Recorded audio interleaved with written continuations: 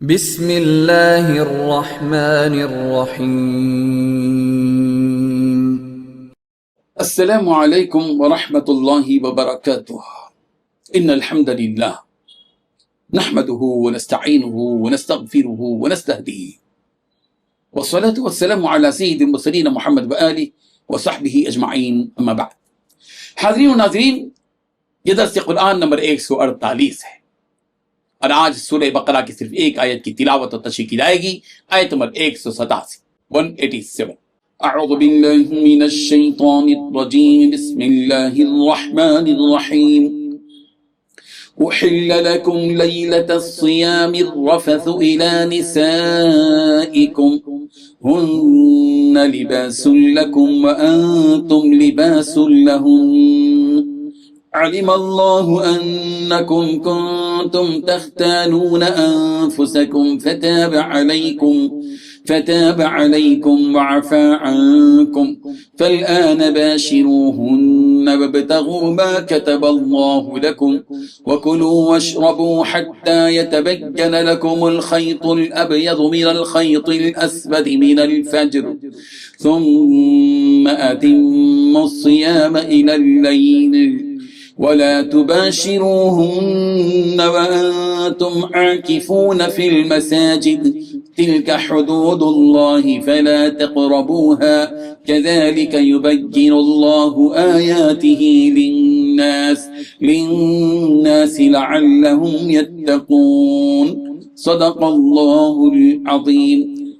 لفظی ترجمہ یوں ہے، احل لکم، تمہارے لیے حلال کیا گیا ہے، لیلۃ الصیام، روزوں کی رات میں، الرفث، صحبت، الی نسائکم، اپنی بیویوں سے، ہن لباس لکم، وہ تمہارے لیے لباس ہیں، وانتم لباس لہن، اور تم ان کے لیے لباس ہو، علم اللہ، اللہ کو علم تھا، انکم، کہ تم کنتم تختانون، خیانت کر رہے تھے، انفسکم، اپنے آپ سے، فتاب علیکم، پس اس نے تم پر عنایت کی، وعفا عنکم، اور تمہاری غلطی معاف کر دی، فالآن باشروہن، چنانچہ اب تم ان سے صحبت کر لیا کرو، وابتغوا، اور طلب کرو، ما کتب اللہ لکم، اللہ نے جو کچھ تمہارے لیے لکھ رکھا ہے، وکلوا، اور کھاؤ، واشربوا، اور پیو، حتی، یہاں تک کہ یتبین لکم، تم پر واضح ہو جائے، الخیط الابیض، سفید دھاری، من الخیط الاسود، کالی دھاری سے ممتاز ہو کر، من الفجر، صبح کی، ثم، پھر، اتموا، پورے کرو، الصیام، روزے، الی اللیل، رات آنے تک، ولا تباشروہن، اور مباشرت نہ کرو، وانتم عاکفون، اس حالت میں کہ تم اعتکاف میں ہو، فی المساجد، مسجدوں میں،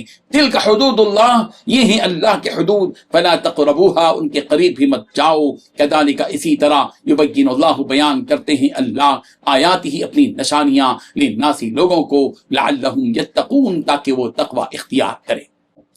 ترجمہ یوں ہے، روزوں کی راتوں میں تمہارے لیے اپنی عورتوں کے پاس جانا جائز کر دیا گیا ہے، وہ تمہاری پوشاک ہے اور تم ان کی پوشاک ہو۔ اللہ کو معلوم ہے کہ تم ان کے پاس جانے سے اپنے حق میں خیانت کرتے تھے، سو اس نے تم پر مہربانی کی اور تمہاری حرکتوں سے درگزر فرمایا، تو اب تم کو اختیار ہے کہ ان سے مباشرت کرو، اور اللہ نے جو چیز تمہارے لیے لکھ رکھی ہے، یعنی اولاد، اس کو اللہ سے طلب کرو، اور کھاؤ اور پیو، یہاں تک کہ صبح کی سفید دھاری رات کی سیاہ دھاری سے الگ نظر آنے لگے، پھر روزہ رکھ کر رات تک پورا کرو، اور جب تم مسجدوں میں اعتکاف بیٹھتے ہو تو ان سے مباشرت نہ کرو، یہ اللہ کی حدیں ہیں، ان کے پاس نہ جانا۔ اسی طرح اللہ اپنی آیتیں لوگوں کے سمجھانے کے لیے کھول کھول کر بیان فرماتا ہے تاکہ وہ پرہیزگار بنے۔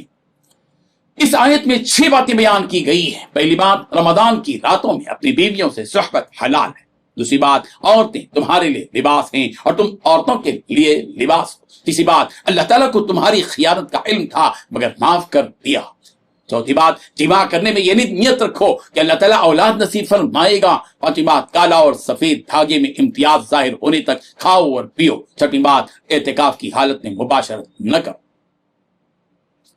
بزرگان محترم، رمضان کے روزے جب فرض کیے گئے تو افطار کے بعد کھانے پینے اور بیویوں کے ساتھ اختلاط کی بھی صرف اس وقت تک اجازت تھی جب تک کہ سو نہ جائیں۔ جب سو جائیں تو پھر نہ کھانے کی اجازت تھی اور نہ ہی بیوی سے صحبت کی اجازت۔ بعض صحابہ کرام رضی اللہ عنہم کو اس میں مشکلات پیش آئیں. اس آیت کے ذریعے پہلے جو حکم تھا وہ منسوخ کر دیا گیا اور اس آیت میں اس کی گنجائش دی گئی کہ احل لکم لیلۃ الصیام الرفث الی نسائکم، تم لوگوں کے واسطے روزے کی راتوں میں اپنی بیویوں سے مشغول ہونا حلال کر دیا گیا ہے.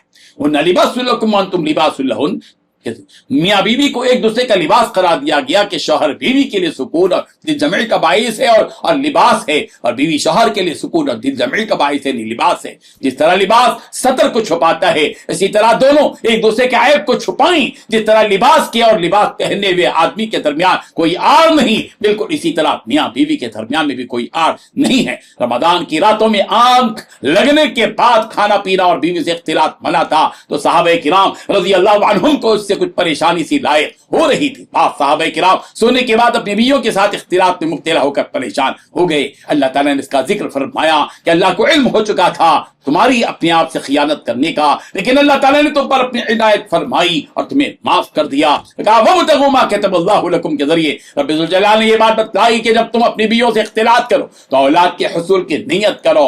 حضرت ابن عباس رضی اللہ عنہما نے یہی معنی مراد لیے ہیں. صاحب روح المعانی لکھتے ہیں کہ نکاح کرنے میں نسل بردے کی نیت رکھنی چاہیے، صرف قضائے حاجت اور قضائے شہوت مقصود نہ ہو.